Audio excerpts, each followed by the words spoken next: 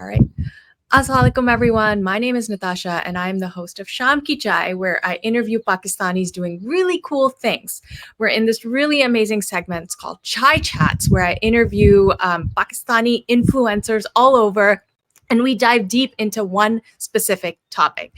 And today I have a food influencer with us. His name is Zishan Bahrani. Hi, Zishan. Assalamualaikum. Thank you for coming on the show. Welcome, Salam. Thanks for having me. I'm excited. I'm excited to chat with you. Before we get into what we're going to talk about, tell me what a food influencer is. I think it's a term that I like just made up, but I guess it's more of a term now.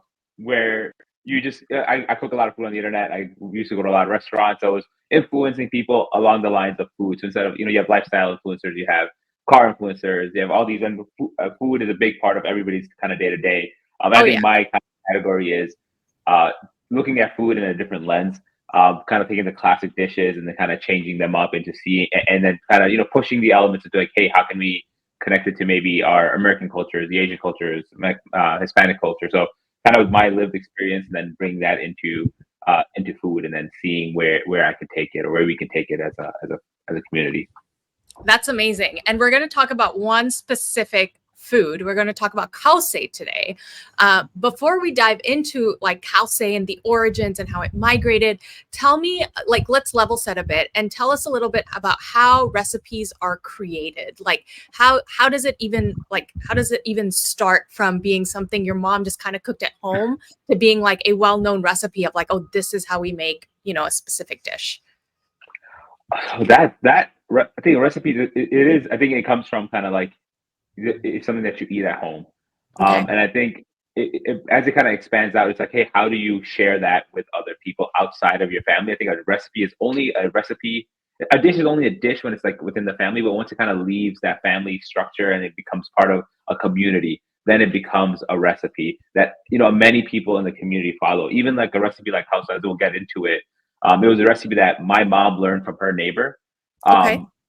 And she didn't have any knowledge of it, even though her background is from people that have eaten it. But then also my aunts and my cousins cook a very similar recipe in different and slightly different variations. But then it becomes it becomes kind of like an idea, and it becomes a recipe, and it becomes kind of like, hey, these are the standard ingredients that go into this specific dish. So I think it's like having a standardization, right? A burger has to have ground meat of some sort, and then a buns in the middle of it. Okay, now you have a burger. And so like Hausa, for the way I eat it, it's noodles, some sort of curry, and some toppings. There you go. There's the base. And then as it leaves, and then kind of people put their own spins on it. And then I think a big thing is in the market, hey, it's being sold.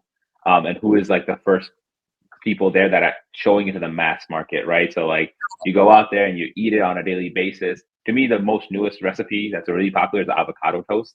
You see that every single menu. It came from somebody's house, right? Obviously somebody or some menu, but then everybody started eating it, and it's toast, avocado, and then the variations exist from there. But now it's a recipe that's like probably only like 10 years old in my brain. It might be older than that, but like it got really popular. It kind of came in front of our eyes, where people just eat it for breakfast, like just at home now. You don't have to go to a restaurant and get it. Like, yeah, it's part of your daily kind of routine sometimes.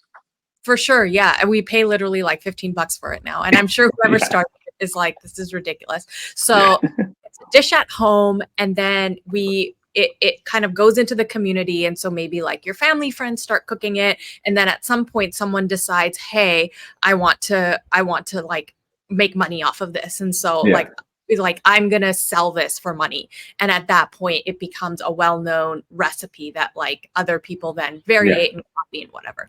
Okay, great. So let's now focus on Khow Suey very specifically and talk about where did it start, and what was that dish at home? What was the original foundation and recipe of Khow Suey? Okay, so I've been learning a lot about it recently, ever since I posted a video on it. I've been getting more and more knowledge of it. So from if I'm wrong, I think it's like a collective knowledge. Nothing is documented these days. So if I say anything wrong, please in the comments or wherever you post this, please correct me, or add your details, add your background, because it's just going to add to that conversation. So what I've been learning is that it was originally kind of a recipe from Chinese Muslims that moved into kind of Thailand, Myanmar, Burma area. And it was the Chinese Muslims that were making a dish, and it's called, in Burma specifically, it's called Onu Khow Suey, which is a coconut bit Oh no. Onu Khow. Oh, let me get a proper pronunciation. Took some notes down. Oh no, Khow Suey. Yeah, Khow Suey or Okay. Khow Suey. Okay. Cool. So that was the original basis of that dish made by many Chinese Muslims, but that kind of incorporated into the region in Myanmar, Thailand. So you'll find different variations of that dish. Again, coming but the original base recipe would be coconut milk, cooked with like a chicken broth or chicken gravy. So like some sort of chicken or meat made into a broth, and then kind of taken up with coconut milk, and then thickened with gram flour. And then you put different toppings on it, like onions, cilantro, fried garlics, fried noodles was another thing, and then you usually cook that with egg noodles. So that's kind of the base recipe thing you know, that was kind of in that region. And it probably like a little slightly different variation from Thailand to Burma to Laos or even to Malaysia. But like that base version is always coconut milk thickened with some sort of meat and then topped with noodles and then additional condiments. Okay. And one of the things that you just mentioned is that, like the Khao you started in the Chinese Muslim region, and then, it seems like, I mean, I heard first of Khao as the Memani dish in Yeah. Pakistan, the dish for Memans in Pakistan, right? And so clearly it migrated. So Hmm. before we kind of talk about how Khao migrated, how does a recipe even migrate? Like how does it go from like one country to the other and completely take its own shape and form? So that one's interesting because if you look at all dishes, they kind of come from somewhere. There's some sort of origination, and it's usually through kind of merchants and traders that are Okay, moving through different communities. So right. again, and then sometimes it's unfortunate reasons. There might be war or Right. troubles or refugees that people have had to leave the region, right? So I don't specifically understand the reason why maybe the Chinese Muslims left, but it could be either for trade, it could be routes, it could be different situations, right? And different communities experience that, and so they bring their dishes with them, and they bring their kind of concepts, again, their recipes, the ideas of like, hey, how does this food exist in where I was? What did I eat? And then when they move somewhere, they go, what is available that is similar? That is kind of like achieves almost the same kind of goal of what I'm trying to do. Like the same ingredients might not be available in the same place, so then they try to once they settle down, they start to recreate it, and as those communities form, they share it with the people that they're living amongst, right? So your neighbors share kind of food and dishes, and you learn about it, and that's kind of how we've all learned about dishes. But that origination usually comes from some sort of movement of a group of people, and then Mm, leaving behind those flavor profiles or those concepts, and then that community that's living there taking it out and then recreating it in a way that works for them. So a mm, specific ingredient might exist, so you use a different ingredient. something else. So you just kind of replace it, and then it just becomes part of that community as it's eaten more, or maybe phases out. We don't know how many dishes we've lost Yeah, at this yeah, yeah, point. yeah. That makes sense. And so then, what happened to Kalse? Like I'm shocked when I learned about it. Yeah. Starting off in Burma, I was shocked because I was like, wait, I thought it was a Memani dish. Like, what do you mean it started in Burma? And so, how does it migrate? Tell us about the journey. So I want to add a little bit more kind of context, even for my reaction to that. I didn't know it was a unique dish until somebody asked me. I was in Lahore and I was talking to somebody from Sri Lanka, and they're like, "Hey, what's your favorite Pakistani dish?" And I said, "It's khausa." And they asked what it is. I'm like, "Spaghettis and all this stuff," and they're like, "Why do you eat spaghetti?"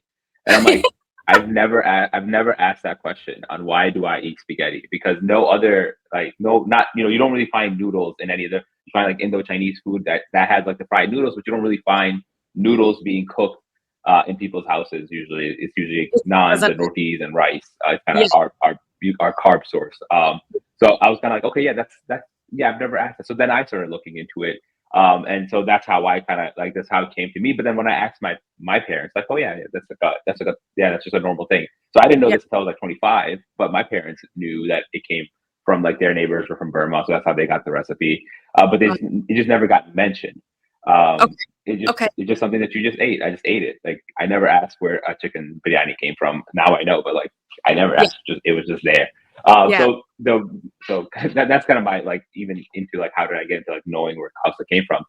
Yeah. So in Burma in the 1960s, we had you had a couple different communities that lived there, but as kind of British, they moved for trade. So the Memon community moved there for trade, for business opportunities. but you had different communities there. Also, I've learned that the Gujaratis moved there too. So there's like a Surti area, I think, in India that had a lot of people migrate to Burma also, and then there was the Smileys also. I think there's probably a couple of different ones. But in around the 1960s, there was some religious persecution. Okay. So that kind of history made people move back to probably where they originated from, or back to kind of where they felt comfortable. So those Got communities left. So Memans that were living in Burma moved to Pakistan, or moved specifically to Karachi, into those communities, and then people moved in, and then you also had some Gujaratis too that moved to Karachi, and then you had Ah, people that moved to East India, and so that migration happened due to kind of religious persecution and them just settling into a new community, which has kind of happened across Africa and in different various countries too. and they brought Khow Suey. Nepal, Um, Tulsa. and Khow Suey has a lot of debate around it. Yeah. Who started it and what should the OG recipe be? I know we've touched on that a little bit, but why is Khow Suey specifically so heavily debated? I think it's so what I'm learning, what I think is it's kind of a new dish in people's minds, in the sense of like these separate communities ate it in a different variations, right? And it kind of evolved within small communities, and it never got that large, like, hey, we eat kausa, like everybody eat kausa. So like it evolved within small communities, within small families. So like learning the way I make it is with yogurt. That's how Okay, my family makes it. I got didn't it. know that it was made with coconut milk until like 10 years later, when I went to my friend's house and I'm like, hey, how do you make it? He's like, oh, I use coconut milk. I'm like, I'm shocked. So nobody really talked about it. Right? So that conversation didn't happen. So these dishes evolved and became kind of a mainstay in Got people's it. homes. So and now, as you kind of bring up, like, hey, I eat kausa this way, or Khow Suey, and people are like, when I say the same name for a dish, you're like, that's that's not that's not how it's made. That's not the accurate representation of that dish. So I Yeah, think it's that conversation just never happened, and it evolved, and then whoever kind of was the first one to say, "Hey, I make kausa," yeah, never even knew that there's a different variation, and people like, "No, this is wrong," and it just not you don't have that attention towards it. right. Versus the very like pizza is a big like in the U.S. deep Oh dish God, pizza versus New York style pizza versus New Haven pineapple style on pizza, like pizza, no pineapple on pizza. Like there's a whole yeah. debate. And it's that same, and I think it's like the emotional like category you have, right? Like that's not the dish I ate. That's not how I ate growing it up. Like you mess with something that was probably sacred. So it's a special dish to everybody, right? So it's like you mess with it. So it's not like necessarily like I hate you for it, but it's like you mess with something that I love. And I think people do enjoy like keeping those things close at heart, and it's just more of like why you're doing it. Like if you gave that bowl to me, I would be offended that it's not what I tasted as a kid, because it has Yeah, the same name but different taste. fair enough. Fair enough. Okay, so that leads us really well into the last question we have. Give us your Kausa recipe. My pasta recipe. So Yeah. this is a variation between like all of my aunt, my mom, my cousin. So I kind of use kind of basis of their recipe. So what it is, as I talked about, it's a coconut milk broth. It's the original. Our family, we do a yogurt based broth, so more like a curry. And that's kind of, you look at kind of the history of the dish itself. You see yogurt being added, and Mm, then by mine, the coconut milk is just taken out, right? So instead of mm, doing coconut milk, we do full yogurt with which is thickened with the chickpea flour, and we mm, spice it with chili peppers, garam masala, and you could add, depending if you have curry leaves, I would add that, but those aren't so easily accessible to me. But you essentially just blend that all together with mm, salt, and you cook it down until the curry gets thick. And that's mm, kind of you get the sauce that way. So it's a pretty simple way to make the sauce. And mm. then instead of, a lot of families use, or a lot of people use chicken. I've always grown up eating it with beef, and it's like a very tomato sauce, like tomatoey beef, and then it's spiced with chili powder, cumin, fennel, and coriander. So you get you don't necessarily need the garam masala. So there's just a couple of different spices, but it adds a lot of flavor. And then the base is just regular spaghetti. So instead of egg noodles or fresh noodles, it's like American style spaghetti that you overcook and you break into like 2 to 3 pieces. And Nice. then so you have like that base for the bowl. So you combine the curry, the beef, and the spaghetti, and then the toppings. For me, I love potato chips. It's kind of like what I grew up Oh, on. okay. That's like my main memory of eating kausa. It's like as a kid, is like grabbing your bowl and then just dousing it with potato chips. And more sour, more creamy, and more oniony. And then typing of cilantro, lime juice, chaat masala is one of my favorites too. And then just mixing it up. So that's like my perfect bowl of kausa. A lot of a lot of sauce, noodles, beef, and then chips, cilantro, chaat masala, like at a minimum, and then lime juice. So that's like my perfect bowl. Well, that sounds delicious, and now I'm hungry. But thank you so much for taking the time and chatting with us and telling us your Khausa recipe and just generally like being a cool Pakistani that's doing really cool food things. For everyone watching, thank you so much for watching. Any last sort of action items from you, Zishan? Like, where can we follow you? Where can we watch your things? Like, tell us all the things, and we'll put it in the handle so you know. For sure. So you follow me as Zishan Bakrani. Join the conversation. I love creating new dishes. If I say anything about Khausa that's wrong, teach me. I always like learning about food. Food's always evolving. So as we kind of move into the next generation, we take upon these recipes. How is it going to change? What do you like? How do you make it differently than your families? Let me know. And then again, I create a lot of dishes. If you have ideas, share it with me, and I'll try to recreate it because I love kind of just cooking and digging deep into food. Awesome. Thank you so much. Thank you. Thank you all for watching. Yeah, no, thank you. And thank you all for watching. I will be back with another chai chat. Until then, Allah Hafiz. Hafiz.